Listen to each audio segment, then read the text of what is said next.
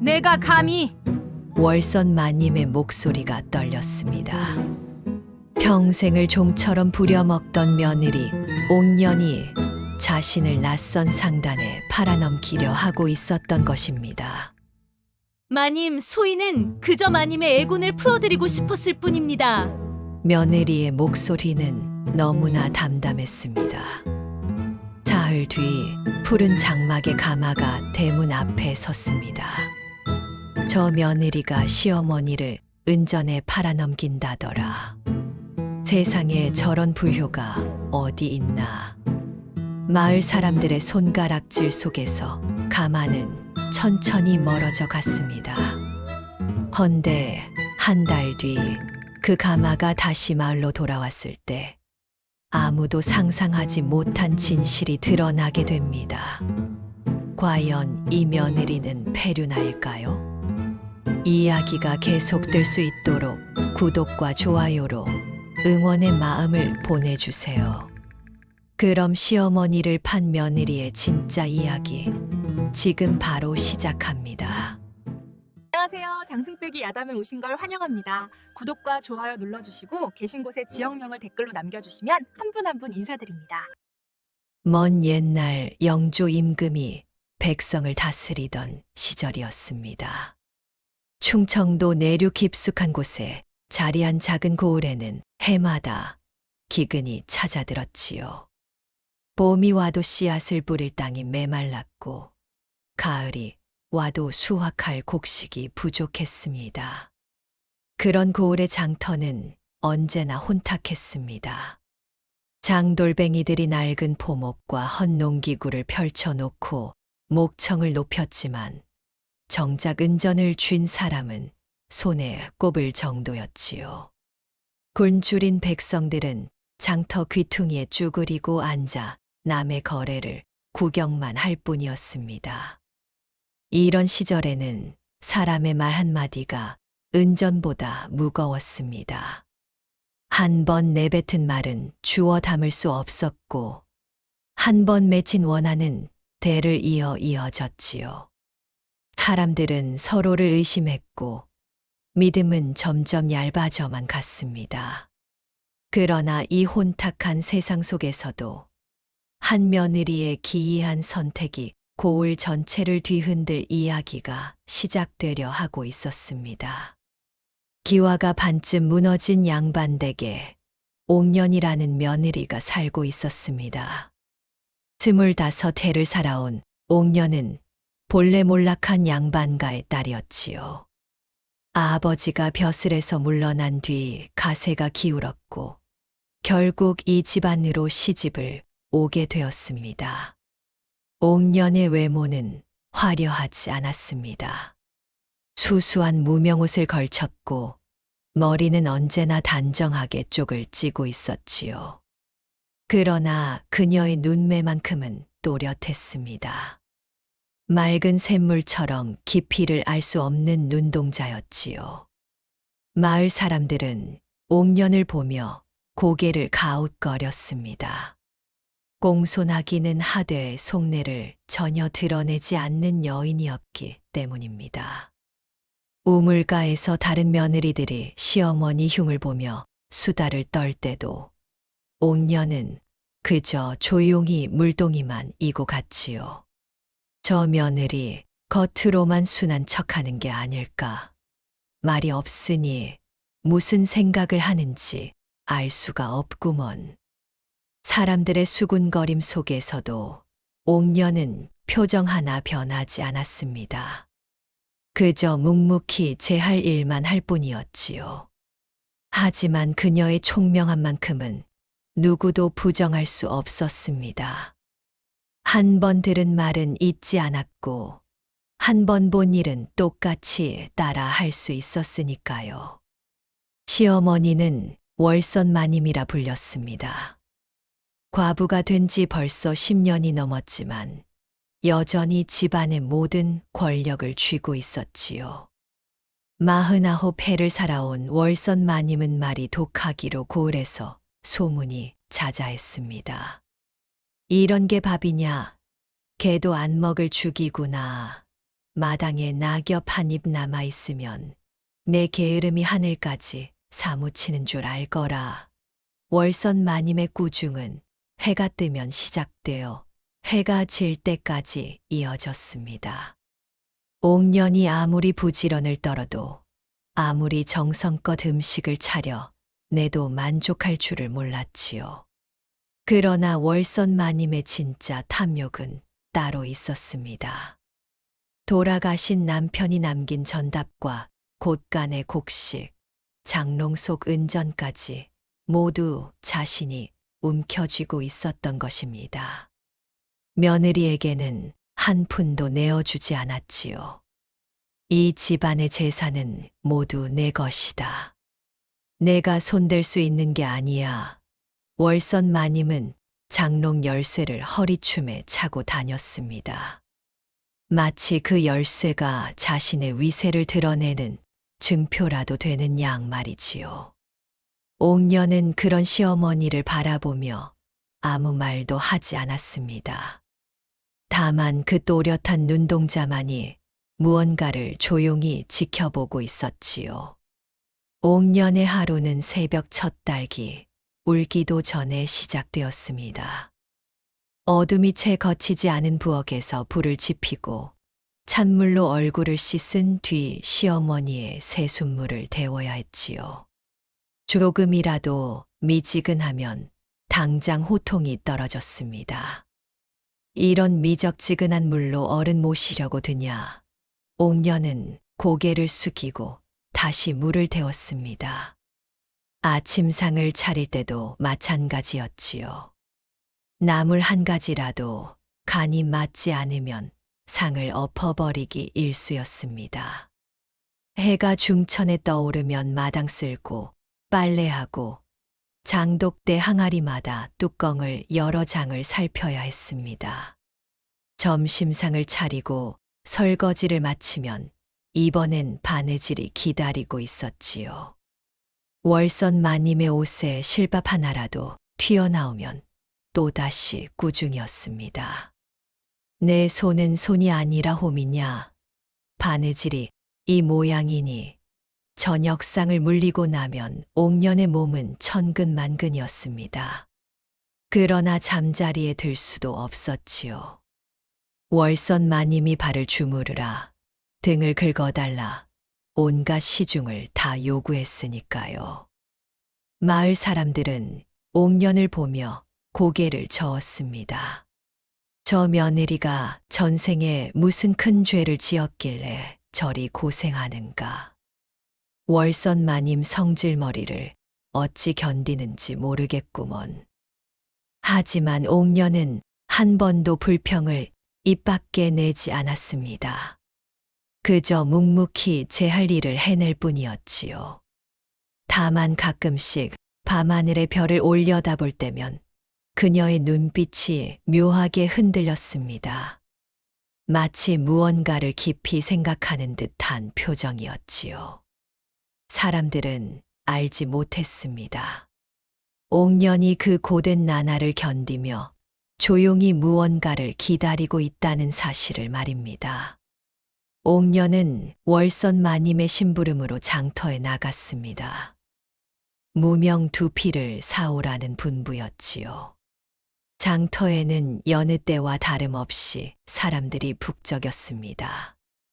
포목전 앞에서 값을 흥정하던 옥년의 귀에 이상한 소문이 들려왔습니다. 옆자리 아낙네들이 수군대는 소리였지요. 들었어. 요새 기이한 장사치들이 떠돈다지. 무슨 장사인데 사람의 팔자를 은전으로 사는 장사라던데. 옥년의 손이 멈칫했습니다. 팔자를 은전으로 산다니 무슨 소리인가 싶었지요. 그녀는 귀를 쫙 세우고 아낙네들의 대화를 더 들었습니다. 늙은이들을 데려가서 모신다는 구먼. 그러면 그 집안의 애군이 풀린다나. 말도 안 되는 소리. 그게 무슨 장사냐. 글쎄 말이야. 하지만 실제로 은전을 주고 노인을 모셔간다더라. 옥녀는 천천히 무명을 들어 올렸습니다. 겉으로는 아무렇지 않은 척했지만 가슴 속에서는 무언가가 콕콕 박혀 들어오는 느낌이었지요. 집으로 돌아오는 길, 옥녀는 그 소문을 곱씹었습니다. 사람의 팔자를 은전으로 산다는 말, 늙은이를 모셔가면 애군이 풀린다는 말, 어쩌면 허황된 소리일 수도 있었지요. 하지만 정말 만약에 그것이 사실이라면 어떻게 될까요? 옥년의 또렷한 눈동자에 묘한 빛이 스쳤습니다. 그녀는 대문을 열고 집 안으로 들어서며 작게 중얼거렸습니다. 팔자를 은전으로 산다. 그 말 한마디가 이 집안의 운명을 송두리째 바꿀 씨앗이 되리라는 것을 옥녀는 아직 알지 못했습니다. 옥녀는 월선 마님께 저녁상을 올렸습니다. 평소와 다름없이 조심스럽게 밥그릇을 놓고 국그릇을 놓고 반찬을 차려냈지요. 월선 마님은 숟가락을 들며 투덜거렸습니다. 국이 또 짜구나. 내 입맛은 도대체 어디서 배운 거냐. 죄송합니다, 마님. 옥녀는 공손히 고개를 숙였습니다. 그러고는 잠시 뜸을 들이다가 조심스럽게 입을 열었지요. 마님, 오늘 장터에서 기이한 소문을 들었습니다. 소문, 무슨 소문? 월선 마님이 숟가락질을 멈추고 옥년을 쳐다보았습니다. 옥년은 침착하게 말을 이었지요.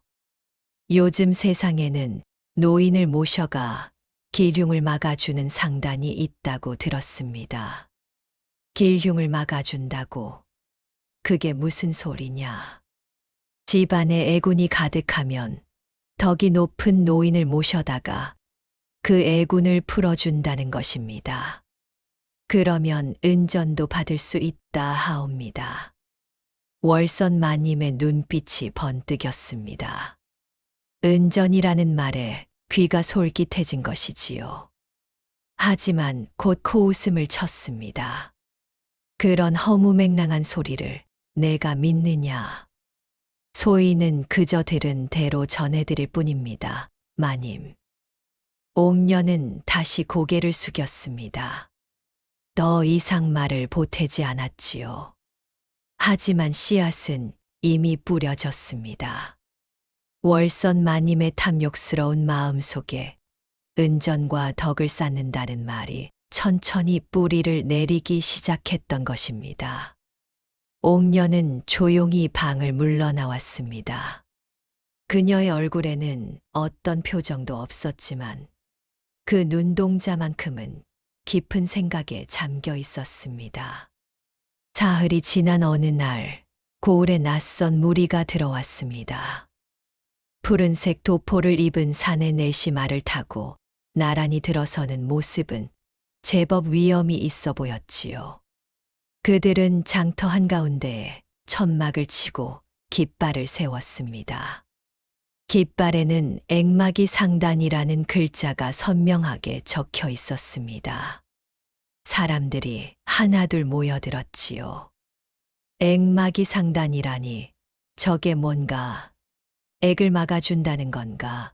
상단의 우두머리로 보이는 사내가 앞으로 나섰습니다. 나이는 40 안팎으로 보였고 턱수염을 기른 얼굴에는 미소가 가득했지요. 그는 목청을 가다듬고 말했습니다. 여러분 듣고 계십니까? 저희는 액마기 상단이라 하옵니다.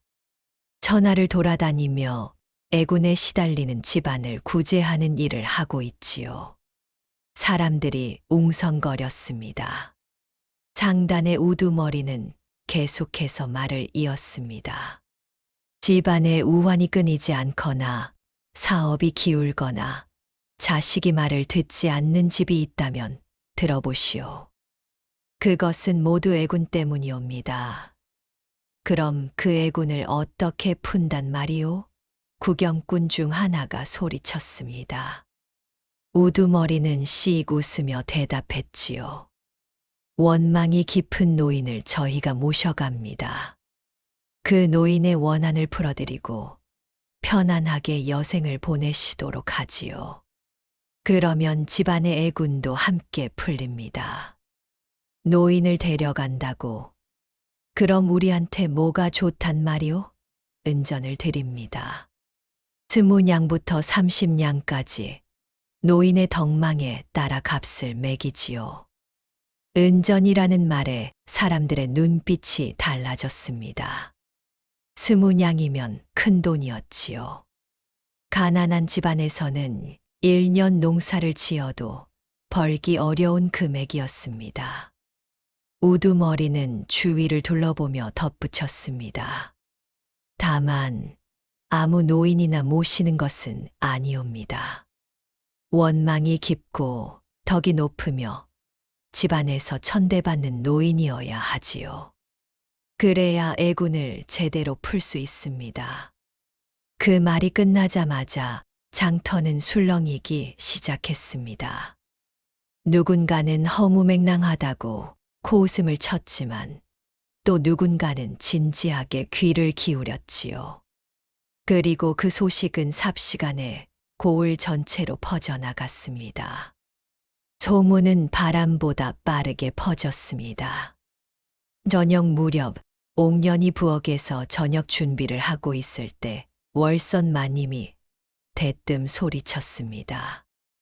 옥년아, 내가 말한 그 상단 말이다.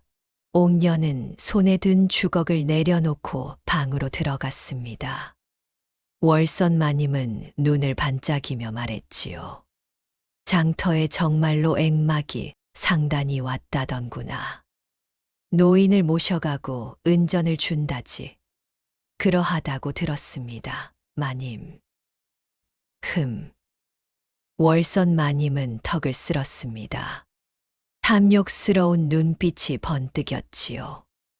그녀는 생각했습니다. 자신이야말로 덕망이 높은 노인 아니던가요.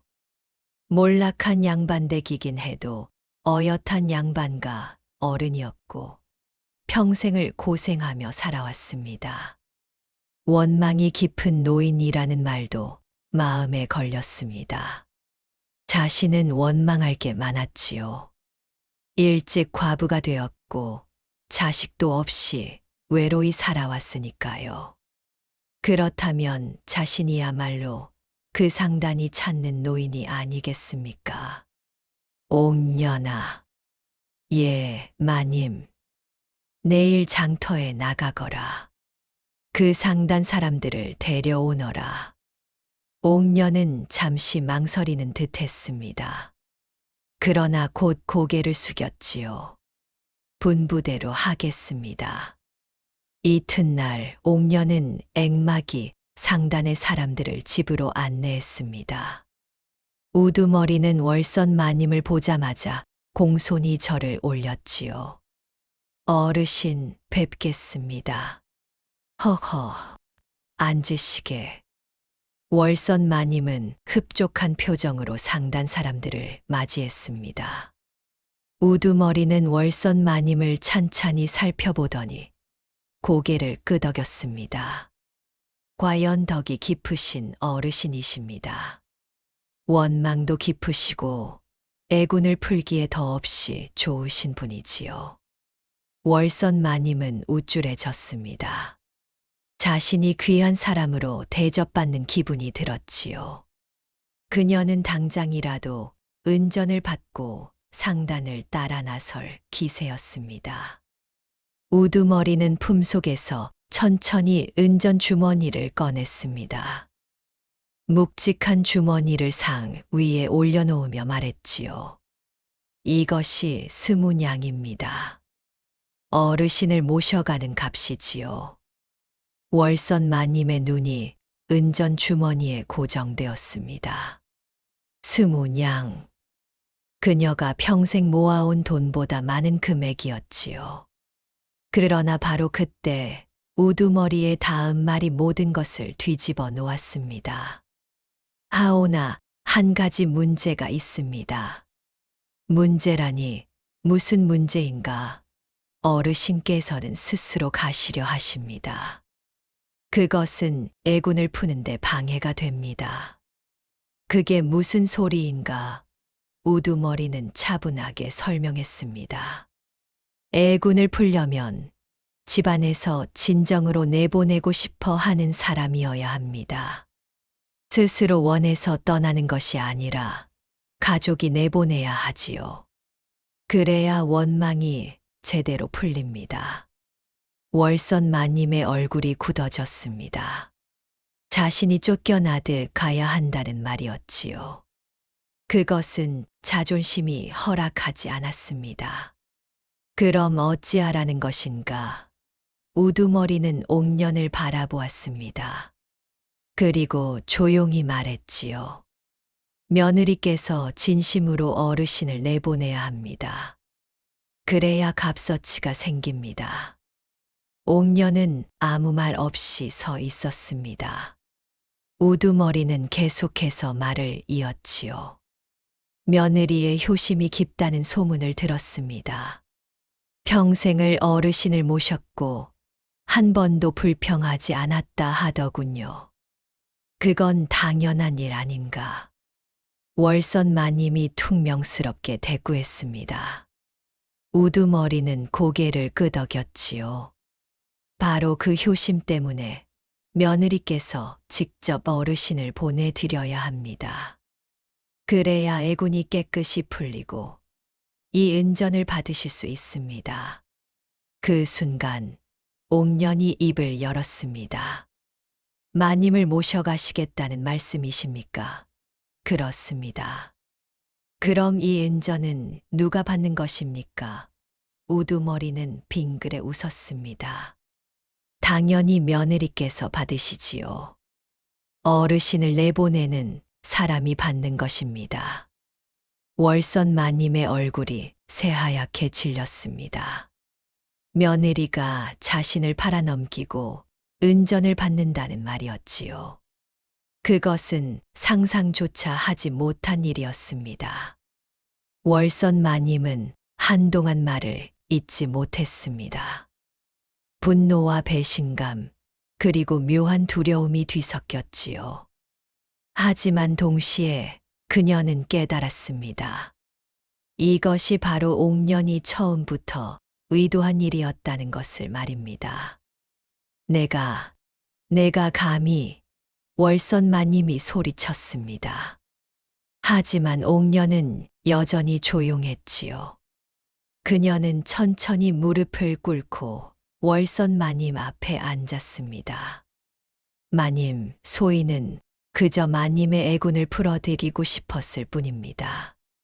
애군이라니, 내가 나를 팔아넘기려 한다는 것 아니냐. 그것은 마님께서 판단하실 일입니다. 옥년의 목소리는 담담했습니다. 우두머리가 끼어들었지요. 어르신, 이것은 팔아넘기는 것이 아닙니다. 오히려 어르신을 귀하게 모시는 일이지요. 저희 상단에서는 노인을 극진히 대접합니다. 편안한 처소에서 좋은 음식을 드시고 따뜻한 옷을 입으시며 여생을 보내실 수 있습니다.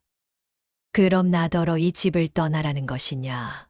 그것은 어르신과 며느리께서 결정하실 일입니다. 월선 마님은 옥년을 노려보았습니다.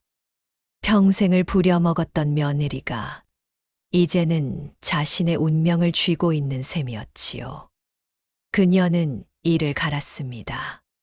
하지만 이상하게도 거절할 수가 없었습니다. 스무냥이라는 돈이 눈에 아른거렸고 무엇보다 상단 사람들이 말하는 편안한 여생이라는 말이 마음 한구석을 파고들었던 것입니다. 좋다. 월선 마님은 결국 고개를 끄덕였습니다. 가마를 준비하시오. 내가 가겠소. 사흘 뒤 상단의 가마가 대문 앞에 섰습니다. 푸른 장막으로 꾸며진 가마는 제법 화려해 보였지요. 월선 마님은 작은 보따리 하나만 들고 나왔습니다. 평생을 살았던 집을 떠나는 순간이었습니다. 마을 사람들이 하나둘 모여들었습니다. 수군대는 소리가 여기저기서 들려왔지요. 저 며느리가 시어머니를 팔아넘긴다더라. 은전을 받고 내쫓는다지 않나. 세상에 저런 불효가 어디 있나. 옥녀는 그 모든 시선을 감당하며 월선 마님 앞에 섰습니다. 그리고 깊이 저를 올렸지요. 마님, 부디 편안하시길 바랍니다. 월선 마님은 옥년을 내려다보았습니다. 눈물이 날 것 같았지만 끝내 참았지요. 그녀는 아무 말 없이 가마에 올랐습니다. 가마가 천천히 움직이기 시작했습니다. 월선 마님은 장막 사이로 집을 돌아보았지요. 기와가 반쯤 무너진 그 집, 평생을 살았던 그 집이 점점 멀어져 갔습니다. 옥녀는 가마가 보이지 않을 때까지 그 자리에 서 있었습니다. 마을 사람들의 손가락질도 욕설도 아랑곳하지 않았지요. 다만 그녀의 눈동자만이 어둠 속에서 조용히 빛나고 있었습니다. 월선 마님이 떠난 뒤 고을은 온통 그 이야기로 떠들썩했습니다. 장터에서도 우물가에서도 사랑방에서도 옥년의 이야기가 빠지지 않았지요. 저 며느리 정말 매정하구먼. 시어머니를 은전에 팔아넘기다니. 아무리 고된 시집살이였어도 그렇지 저럴 수가 있나. 사람들의 비난은 날이 갈수록 심해졌습니다.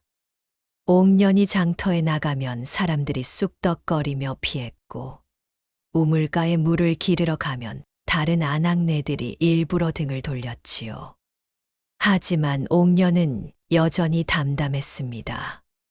아침이면 부엌에 불을 지피고 마당을 쓸고 빨래를 했지요. 다만 이제는 시어머니의 꾸중을 들을 필요가 없었습니다. 저녁상을 차리지 않아도 되었고 밤늦게까지 시중을 들 필요도 없었지요. 은전 20냥은 장롱 깊숙이 넣어두었습니다. 옥년은 그 돈을 한 번도 꺼내 쓰지 않았지요. 마치 그것이 자신의 것이 아니라는 듯 말입니다. 보름이 지나고 한 달이 지났습니다. 그러던 어느 날 밤, 옥년은 이상한 소문을 들었습니다.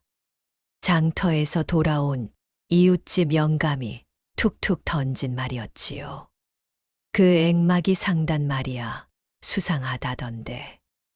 무엇이 수상하다는 겁니까? 노인들을 데려가서 부려먹는다는 소문이 있어. 옥년의 가슴이 철렁했습니다. 그녀는 더 자세히 물었지요. 부려먹는다니 무슨 말씀이십니까?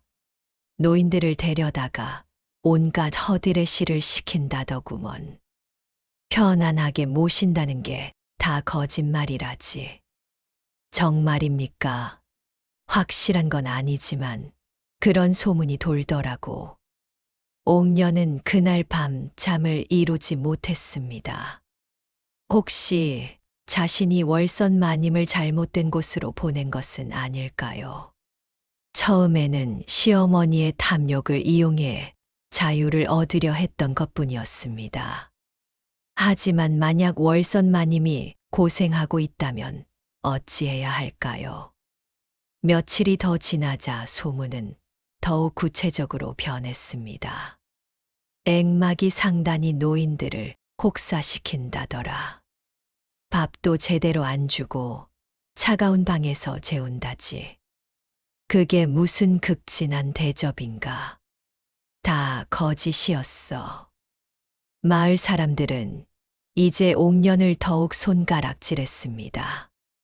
며느리가 시어머니를 지옥으로 보냈다는 것이지요. 옥녀는 그런 시선들을 견디며 밤마다 별을 올려다보았습니다.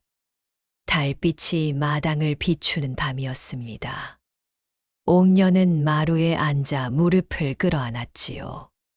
처음으로 그녀의 눈가에 눈물이 맺혔습니다. 마님, 제가 잘못한 것일까요? 바람만이 조용히 나무잎을 흔들 뿐이었습니다.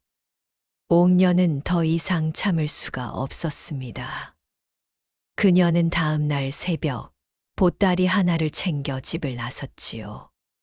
앵마기 상단이 어디로 갔는지 알아내야 했습니다. 월선 마님이 정말로 고생하고 있는지 직접 확인해야 했지요. 고을에서 고을로, 장터에서 장터로 옥녀는 발품을 팔았습니다. 사흘을 걸어 마침내 한양에서 두 고을 떨어진 곳에서 앵마기 상단의 흔적을 찾았지요. 그곳 사람들에게 물으니 상단이 마을 외곽의 큰 저택에 머물고 있다고 했습니다. 옥녀는 그 저택을 찾아갔습니다. 담장이 높고 대문이 웅장한 곳이었지요. 그녀는 용기를 내어 대문을 두드렸습니다. 누구시오? 안에서 하인으로 보이는 사내가 나왔습니다. 옥녀는 공손히 절하며 말했지요. 소인은 월선 마님의 며느리입니다. 마님을 뵙고 싶어 왔습니다. 하인은 잠시 망설이다가 안으로 들어갔습니다.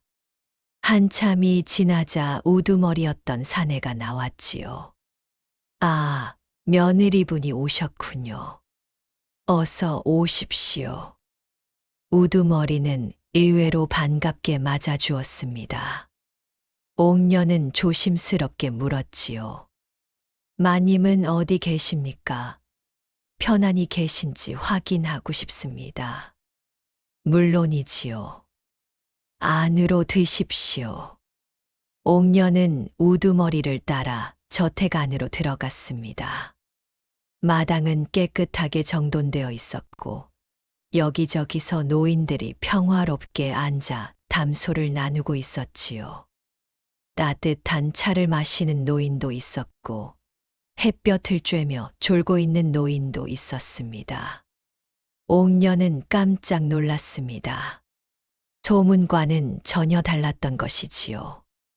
우두머리가 웃으며 말했습니다. 보시다시피 저희는 노인들을 극진히 모십니다. 이곳은 관아에서 정식으로 허가를 받은 노역상단이지요. 노역상단이라고요? 그렇습니다. 집안에서 천대받고 버림받은 노인들을 모셔다가 대신 정식 의식주를 제공하고 봉양하는 일을 합니다. 관아에 세금도 내고 모든 것이 법에 따라 이루어지지요. 옥녀는 어안이 벙벙했습니다. 그렇다면 혹사시킨다는 소문은 모두 거짓이었던 것일까요? 하지만 노인들을 부려먹는다는 소문이, 그것은 오해입니다. 저희는 노인들께 가벼운 일을 부탁드리기는 합니다. 실을 잡거나 나무를 다듬거나 그런 일들이지요.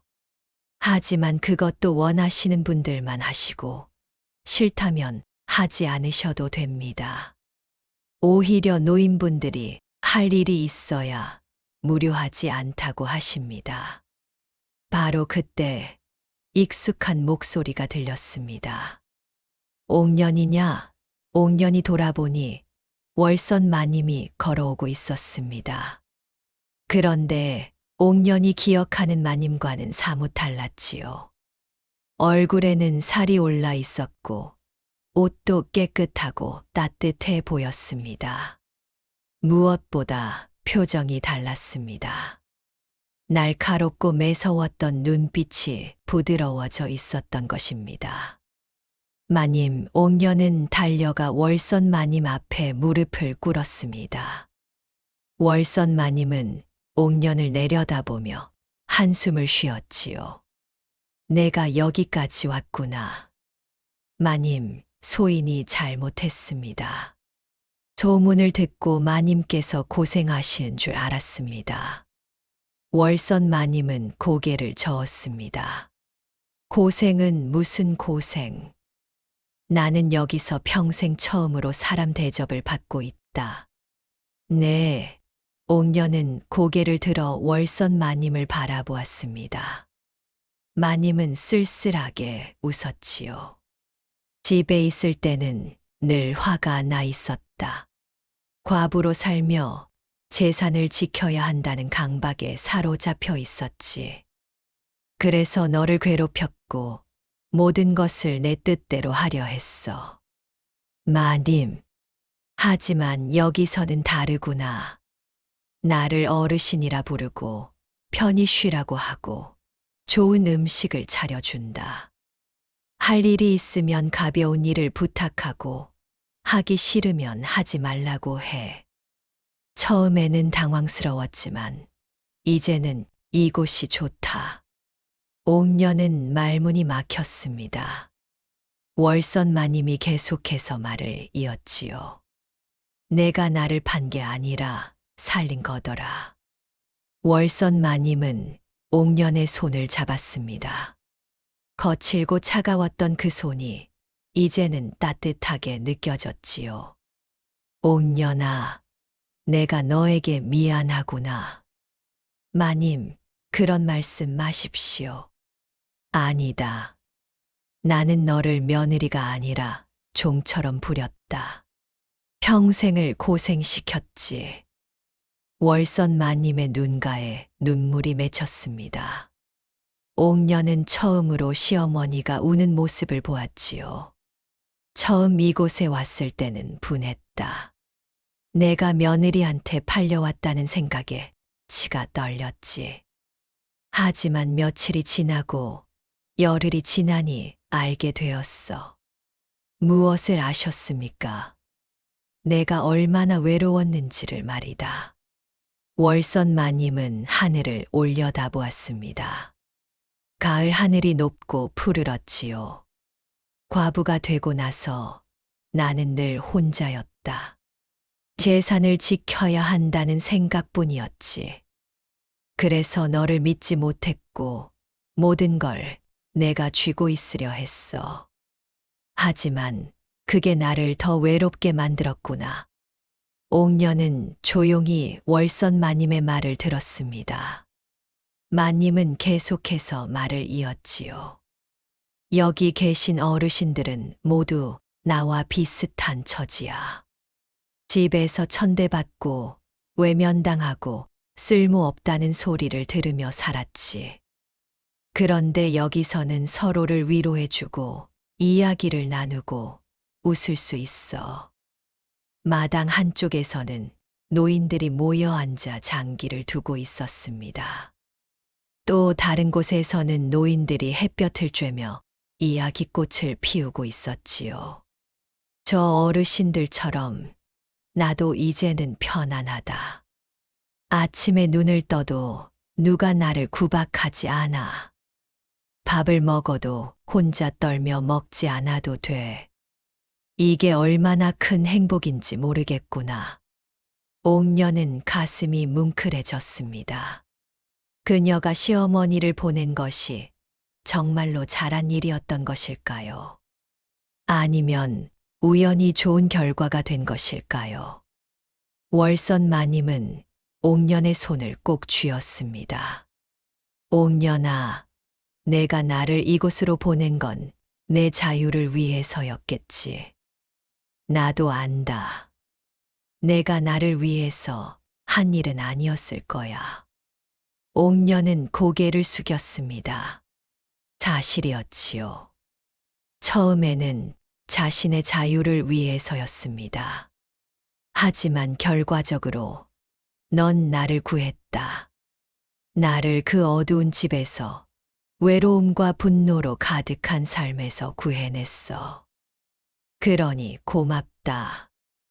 마님, 옥녀는 더 이상 말을 잇지 못했습니다. 눈물이 주르르 흘러내렸지요.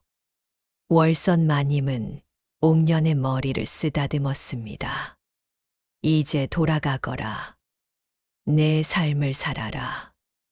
나는 여기서 편안히 지낼 테니. 하지만 마님, 괜찮다. 나는 이곳이 좋다. 정말로 좋구나.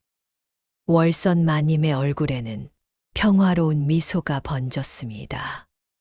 옥년은 그 미소를 보며 깨달았습니다. 진짜 효도란 무엇인지를 말이지요. 옥년은 저택에서 하루를 묵었습니다. 우두머리가 흔쾌히 방을 내주었고 월선 마님과 함께 저녁을 먹을 수 있었지요. 밥상을 마주하고 앉으니 옥년은 이상한 기분이 들었습니다. 집에서는 늘 월선 마님이 높은 자리에 앉고 옥년은 아랫목에서 시중을 들었지요. 하지만 이곳에서는 둘이 나란히 앉아 밥을 먹었습니다. 월선 마님은 옥년에게 반찬을 권했고 옥년은 어색하면서도 감사한 마음으로 받아 먹었지요. 옥년아, 너는 앞으로 어찌 살 생각이냐? 아직 정하지 못했습니다. 그 집에 혼자 남아 있으면 외롭지 않겠느냐? 괜찮습니다. 혼자 사는 것도 나쁘지 않을 것 같습니다. 월선 마님은 고개를 끄덕였습니다. 그러고는 품속에서 작은 주머니를 꺼냈지요. 이것을 가져가거라. 이것은 은전 10냥이다. 내가 여기서 실을 자아 번 돈이야. 옥년은 깜짝 놀랐습니다. 월선 마님이 일을 해서 돈을 벌었다니요. 마님께서 직접 버신 돈입니까? 그렇다. 여기서는 원하면 일을 할 수 있어. 나도 실을 잡고 나무를 다듬고 그런 일을 했지. 그랬더니 돈을 준다더구나. 처음에는 거절했는데 상단 사람들이 어르신이 일하신 것에 대한 정당한 감시라고 하더라. 월선 마님은 빙그레 웃었습니다. 평생을 살며 내 손으로 돈을 벌어본 적이 없었다.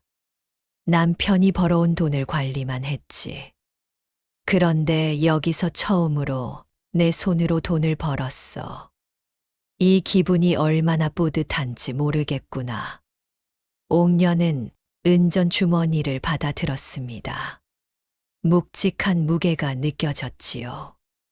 이것은 내가 받아라. 그동안 너를 괴롭힌 것에 대한 값이다. 마님, 그럴 수 없습니다. 받아라. 내 마음이 편해진다. 옥년은 더 이상 거절할 수 없었습니다. 그녀는 은전 주머니를 품에 넣고 깊이 절을 올렸지요. 고맙습니다, 마님. 월선 마님은 옥년의 어깨를 토닥였습니다. 두 사람은 그렇게 한참을 앉아 있었습니다. 말없이 하지만 편안하게 말이지요. 이튿날 아침 옥년은 저택을 떠나 고향으로 돌아갔습니다. 며칠을 걸어 마침내 고을에 도착했을 때 해는 이미 뉘엿뉘엿 저물고 있었지요. 대문을 열고 들어서니 집은 여전히 적막했습니다. 하지만 이제는 그 적막함이 무겁지 않았습니다. 옥년은 마루에 앉아 달빛을 바라보았지요. 다음 날 마을에 소문이 퍼졌습니다. 옥년이 월선 마님을 찾아갔다 돌아왔다는 것이었지요. 사람들은 수군거렸습니다. 시어머니를 판 죄책감에 찾아갔나 보구먼. 그래봤자 소용없어. 이미 저지른 일인데. 오후가 되자 마을 사람들이 하나둘 옥년의 집 앞에 모여들었습니다. 그들은 옥년을 나무라고 싶었지요. 불효를 저지른 며느리를 그냥 둘 수는 없다는 것이었습니다. 옥년이 나와 보거라. 옥녀는 대문을 열고 나왔습니다. 마을 어른들이 노려보고 있었지요. 내가 시어머니를 판 것이 사실이냐? 그렇습니다. 옥녀는 담담하게 대답했습니다. 사람들이 웅성거렸지요. 저런 파렴치한 시어머니를 은전에 팔다니. 세상에 어디 그런 불효가 있나. 바로 그때 마을 어귀에서 가마 하나가 들어왔습니다. 푸른 장막을 두른 가마였지요. 사람들이 웅성거리며 가마를 바라보았습니다. 가마가 멈추더니 안에서 누군가 내렸습니다. 바로 월선 마님이었지요. 하지만 사람들이 기억하는 마님과는 달랐습니다. 깨끗한 옷을 입고 얼굴에는 살이 올라 있었으며 무엇보다 표정이 온화했습니다. 저분이 월선 마님 아니신가? 어째 저리 달라지셨나? 월선 마님은 천천히 사람들 앞으로 걸어왔습니다. 그리고 옥년을 바라보며 빙그레 웃었지요. 마님, 옥년이 달려가 저를 올렸습니다. 월선 마님은 옥년을 일으켜 세웠습니다. 모두들 들으십시오. 월선 마님이 마을 사람들을 향해 말했습니다. 사람들은 숨을 죽이고 귀를 기울였지요. 여러분은 이 며느리가 나를 버렸다고 생각하십니까? 그것이 아닙니다. 이 며느리는 나를 버린 게 아닙니다. 내 악심을 팔아넘긴 것이지요. 사람들이 술렁거렸습니다. 월선 마님은 계속해서 말을 이었습니다. 나는 집에서 이 며느리를 괴롭혔습니다. 종처럼 부렸고 하루도 편할 날이 없게 했지요. 내 외로움과 분노를 모두 이 아이에게 쏟아부었습니다. 옥년은 고개를 숙였습니다. 월선 마님은 옥년의 어깨에 손을 얹었지요. 하지만 이 아이는 나를 상단에 보내며 새로운 삶을 선물했습니다. 거기서는 나를 사람으로 대했습니다. 어르신이라 불러주고 편히 쉬라 하고 따뜻한 밥을 차려주었지요. 그렇다면 혹사당한다는 소문은 마을의 한 어른이 물었습니다. 월선 마님은 고개를 저었지요. 모두 거짓입니다. 앵마기 상단은 관아에서 허가받은 곳입니다. 노인들을 극진히 모시고 원하면 가벼운 일을 시키되 강요하지 않습니다. 나는 거기서 평생 처음으로 행복을 느꼈습니다. 사람들은 말문이 막혔습니다. 월선 마님은 옥년을 바라보며 말했지요. 이 며느리는 효녀입니다. 나를 살렸으니까요. 마을 사람들은 침묵에 빠졌습니다. 그들이 손가락질했던 며느리가 사실은 시어머니를 구한 것이었다는 진실을 받아들이기 어려웠지요. 한참을 침묵하던 마을의 한 어른이 입을 열었습니다. 그렇다면 우리가 오해한 것이었구먼. 그렇습니다. 월선 마님이 고개를 끄덕였습니다. 효란 무조건 참고 견디는 것이 아닙니다. 때로는 서로를 위해 떨어지는 것도 효가 될 수 있지요. 사람들은 고개를 끄덕였습니다. 옥년을 향하던 차가운 시선이 조금씩 누그러졌지요. 한 아낙네가 앞으로 나서며 옥년에게 말했습니다. 미안하구려. 우리가 너를 오해했어. 괜찮습니다. 옥년은 담담하게 대답했습니다. 다른 사람들도 하나둘 옥년에게 고개를 숙였지요. 그제야 옥년의 얼굴에 작은 미소가 번졌습니다. 월선 마님은 옥년의 손을 잡았습니다. 이제 나는 돌아가겠다. 저곳이 내 집이 되었구나. 잘 지내십시오, 마님. 너도 행복하게 살 거라. 두 사람은 서로를 바라보며 깊이 절을 올렸습니다. 이제는 시어머니와 며느리가 아니라 서로를 이해하는 두 사람이 된 것이었지요. 월선 마님이 다시 가마에 오른 뒤 마을은 조용해졌습니다. 사람들은 저마다의 집으로 돌아갔고 옥녀는 다시 혼자가 되었지요. 하지만 이번에는 달랐습니다. 손가락질하는 사람도 없었고 수군대는 소리도 없었습니다. 오히려 사람들은 옥년을 새로운 눈으로 바라보기 시작했지요. 며칠 뒤 우물가에서 물을 기르려던 옥년에게 한 아낙네가 다가왔습니다. 옥년 씨, 혹시 시간 있으면 우리 집에 들러주시겠어요? 무슨 일이십니까? 우리 시어머님께서 요즘 몸이 편찮으신데 옥년 씨가 한번 뵙고 가시면 좋을 것 같아서요.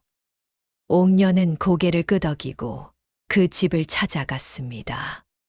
아낙네의 시어머니는 방 안에 누워 계셨지요. 옥년이 인사를 드리자 노인은 옥년을 빤히 바라보았습니다. 내가 그 소문의 며느리로구나. 예, 그렇습니다. 참 대단한 일을 했어. 나도 저 앵마기 상단이라는 곳에 가면 좀 편해질까? 옥년은 조심스럽게 대답했습니다. 그것은 어르신과 며느리께서 함께 결정하실 일입니다. 하지만 저는 시어머님께서 그곳에서 행복하신 것을 보았습니다. 노인은 한숨을 쉬었습니다. 나도 이 집에서 편할 날이 없구나. 며느리가 나를 귀찮아하는 것 같고, 옆에 서 있던 며느리가 깜짝 놀라 말했습니다. 아니에요, 어머님. 그런 게 아니라. 아니긴. 내 눈에 다 보여. 옥녀는 두 사람을 번갈아 바라보았습니다. 마치 예전의 자신과 월선 마님을 보는 것 같았지요. 그녀는 조용히 말했습니다. 서로 솔직하게 이야기를 나누시는 것이 좋을 것 같습니다. 어쩌면 둘 다 불편하게 지내고 계신 것 아닐까요? 그 말에 며느리가 눈물을 글썽였습니다. 사실 저도 힘들어요. 어머님을 잘 모시고 싶은데 자꾸 서툴러서. 노인도 눈가가 촉촉해졌습니다.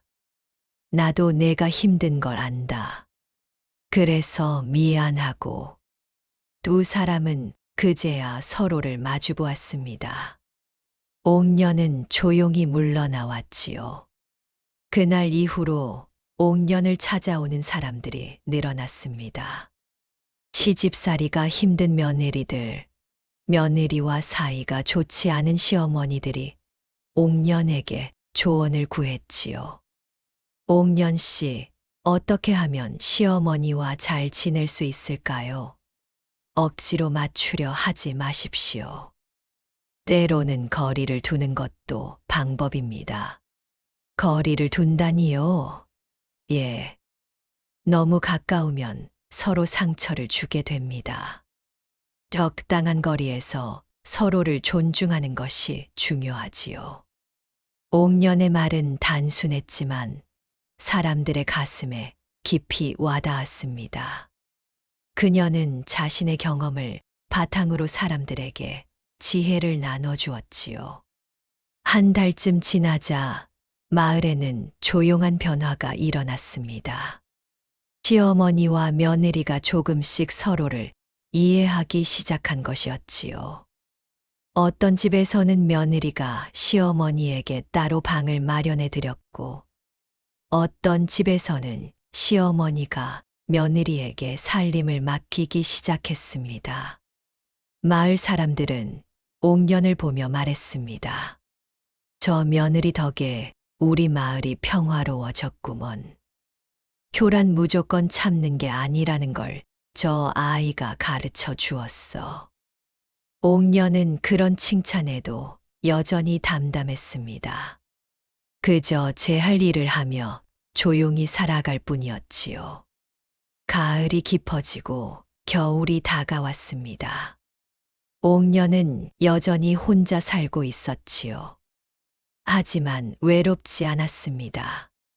마을 사람들이 자주 찾아왔고 이웃과 정을 나누며 지냈으니까요.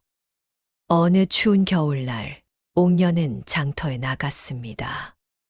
무명을 사려는 참이었지요. 그런데 장터 한쪽에서 익숙한 깃발이 보였습니다.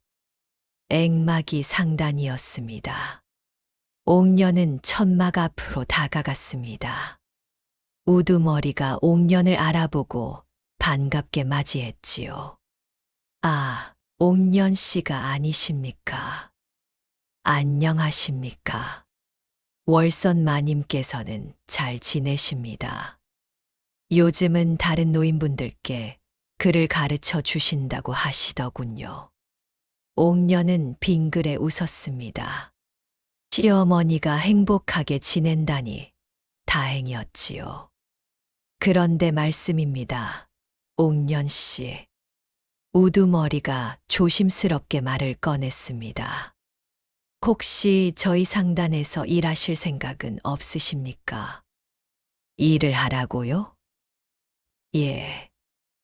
요즘 저희 상단에 찾아오시는 분들이 많아졌습니다. 옥년 씨처럼 시어머니와 며느리 사이를 중재해 줄 분이 필요하지요. 옥년은 잠시 생각에 잠겼습니다. 자신이 겪은 일이 다른 사람들에게 도움이 될 수 있다면 나쁘지 않을 것 같았지요. 생각해 보겠습니다. 그날 밤 옥년은 마루에 앉아 별을 올려다보았습니다. 장롱 깊숙이 넣어두었던 은전 20냥이 떠올랐지요. 그녀는 장롱을 열고 은전 주머니를 꺼냈습니다. 묵직한 무게였습니다. 20냥. 월선 마님을 보낸 대가로 받은 돈이었지요. 옥녀는 은전을 하나하나 손에 쥐어보았습니다. 그리고 깨달았습니다. 이 은전은 결코 시어머니의 값이 아니었다는 것을 말입니다. 사람의 값을 은전으로 매길 수는 없었지요. 이것은 다만 새로운 시작을 위한 기회였을 뿐이었습니다. 옥녀는 은전을 다시 주머니에 넣었습니다. 그리고 결심했지요. 이 돈을 다른 사람들을 돕는 데 쓰기로 말입니다. 며칠 뒤 옥녀는 앵마기 상단의 우두머리를 찾아갔습니다. 일을 하겠습니다. 정말이십니까? 예. 하지만 한 가지 조건이 있습니다. 말씀하십시오. 제가 받았던 은전 20냥을 상단에 기부하고 싶습니다. 그 돈으로 가난한 노인들을 더 모셔주십시오. 우두머리는 감동한 표정으로 옥년을 바라보았습니다. 훌륭하신 마음씨입니다. 옥년은 고개를 저었습니다. 아닙니다. 이것은 제가 해야 할 일입니다. 그렇게 옥년은 앵마기 상단에서 일하기 시작했습니다. 그녀는 시어머니와 며느리 사이에서 갈등을 겪는 가족들을 찾아가 이야기를 들어주었지요. 때로는 며느리의 편을 들어주고, 때로는 시어머니의 마음을 달래주었습니다. 사람들은 옥년을 보며 말했습니다. 저 사람은 정말 지혜롭구먼. 자신의 고통을 다른 사람을 돕는 데 쓰다니. 옥년은 그저 담담하게 자신의 일을 해나갔습니다. 그녀에게는 이제 새로운 삶의 목적이 생긴 것이었지요. 봄이 왔습니다. 옥년은 앵마기 상단의 일을 하며 여러 고을을 돌아다녔지요. 어느 날 그녀는 월선 마님이 계신 저택을 다시 찾아갔습니다. 마님은 마당에서 다른 노인들과 함께 담소를 나누고 있었습니다. 옥년을 보자 환하게 웃으며 손을 흔들었지요. 옥년이 왔구나. 마님, 안녕하셨습니까? 그럼 아주 잘 지내고 있다. 두 사람은 저택 뒤편의 작은 정자에 앉았습니다. 따뜻한 차 한 잔씩을 손에 들고 봄바람을 느꼈지요. 옥년아, 내가 상단에서 일한다는 소식을 들었다. 예, 마님. 잘하는 일이다. 내 경험이 많은 사람들에게 도움이 될 거야. 옥년은 고개를 끄덕였습니다. 월선 마님은 차를 한 모금 마시며 말을 이었지요. 나는 요즘 이곳에서 글을 가르치고 있다. 글을 모르는 노인분들께 천자문을 가르쳐 드리지. 그것 참 좋은 일이십니다. 응. 배움에는 나이가 없다더니 정말 그런 것 같구나. 이른이 넘은 어르신도 열심히 배우시더라. 월선 마님의 얼굴에는 생기가 넘쳤습니다. 옥년은 그런 마님을 보며 흐뭇했지요. 옥년아, 내게 하나 물어보고 싶은 게 있다. 말씀하십시오. 처음 나를 상단에 보낼 때 진짜 이유가 뭐였느냐? 옥년은 잠시 망설였습니다. 그러나 이제는 솔직하게 말할 수 있었지요. 처음에는 제 자유를 위해서였습니다. 마님께서 떠나시면 제가 편해질 거라 생각했지요. 그럴 줄 알았다. 월선 마님은 웃었습니다. 화를 내지 않았지요. 하지만 마님을 찾아갔을 때 제 마음이 변했습니다. 마님께서 행복해 하시는 모습을 보니 제가 한 일이 단순히 제 자유만을 위한 게 아니었다는 걸 깨달았습니다. 그래. 예. 진짜 효란 무조건 함께 있는 게 아니라 서로가 행복할 수 있는 길을 찾는 것이더군요. 월선 마님은 고개를 끄덕였습니다. 맞는 말이다. 나도 여기 와서야 깨달았어. 내가 집에서 너를 괴롭혔던 건 사실 나 자신이 불행했기 때문이었다는 걸 말이야. 마님, 과부로 살며 외롭고 화가 나 있었지. 그 화를 너에게 풀었던 거야. 정말 미안하다. 옥년은 월선 마님의 손을 잡았습니다. 이제 다 지난 일입니다. 마님께서 행복하시니 저도 행복합니다. 두 사람은 한참을 손을 잡고 앉아 있었습니다. 봄바람이 정자 사이로 불어왔고 꽃이 피 하늘하늘 날아다녔지요. 옥년아. 예, 마님. 은전으로는 살 수 없는 게 있더구나. 무엇입니까? 마음의 평화 말이다. 내가 집에서 아무리 많은 은전을 쥐고 있어도 마음은 늘 불행했어. 하지만 여기서는 은전이 없어도 행복하구나. 옥년은 깊이 공감했습니다. 그녀 역시 은전 20냥을 받았지만 그것이 행복을 가져다 준 것은 아니었지요. 진짜 행복은 마님이 편안해 하시는 모습을 보며 느꼈던 것입니다. 사람의 값은 은전으로 매길 수 없다는 걸 이제 알겠습니다. 옥년이 조용히 말했습니다. 월선 마님은 빙그레 웃으며 고개를 끄덕였지요. 세월이 흘렀습니다. 옥년은 앵마기 상단에서 여러 해를 일하며 수많은 가족을 도왔지요. 그녀의 이름은 점점 널리 알려졌고 사람들은 그녀를 지혜로운 며느리하고 불렀습니다. 어느 가을날 옥녀는 다시 고향 마을을 찾았습니다. 오랜만에 집에 돌아온 것이었지요. 대문을 열고 들어서니 마당에는 낙엽이 수북이 쌓여 있었습니다. 옥녀는 빗자루를 들고 마당을 쓸었습니다. 그리고 마루에 앉아 하늘을 올려다보았지요. 가을 하늘이 높고 맑았습니다. 바로 그때 대문 밖에서 목소리가 들렸습니다. 여기가 옥년 씨 댁이 맞습니까?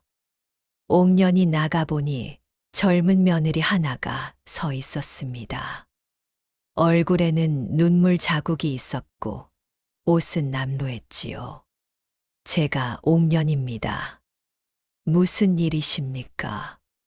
제발 저를 도와주십시오.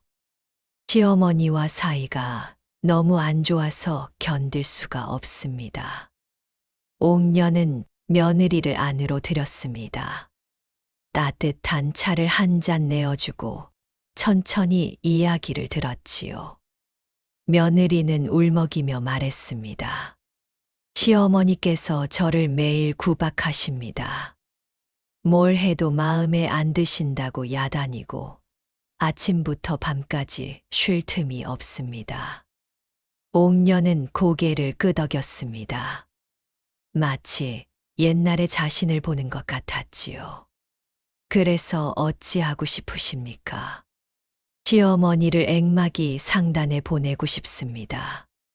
그럼 제가 좀 편해질 것 같아서요. 옥녀는 잠시 생각에 잠겼습니다.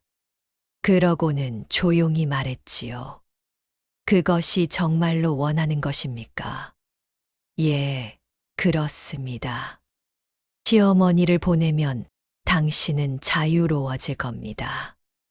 하지만 그것만으로는 행복해지지 못할 수도 있습니다. 며느리는 고개를 갸웃거렸습니다. 무슨 말씀이신지. 옥녀는 천천히 설명했습니다. 제가 시어머니를 보낸 것은 제 자유를 위해서였습니다. 하지만 나중에 깨달았지요. 진짜 중요한 건 자유가 아니라 서로가 행복할 수 있는 길을 찾는 것이었다는 걸 말입니다. 그럼 어떻게 해야 합니까? 먼저 시어머니와 솔직하게 대화를 나누어 보십시오. 서로의 마음을 이야기해 보세요. 그래도 안 되면 그때 다른 방법을 찾아도 늦지 않습니다. 며느리는 고개를 끄덕였습니다. 눈물을 닦으며 자리에서 일어섰지요. 고맙습니다. 한번 해보겠습니다. 며느리가 떠난 뒤 옥녀는 다시 마루에 앉았습니다. 그녀는 장롱을 열고 예전에 월선 마님이 준 은전 10냥을 꺼냈지요. 그것은 여전히 그 자리에 있었습니다.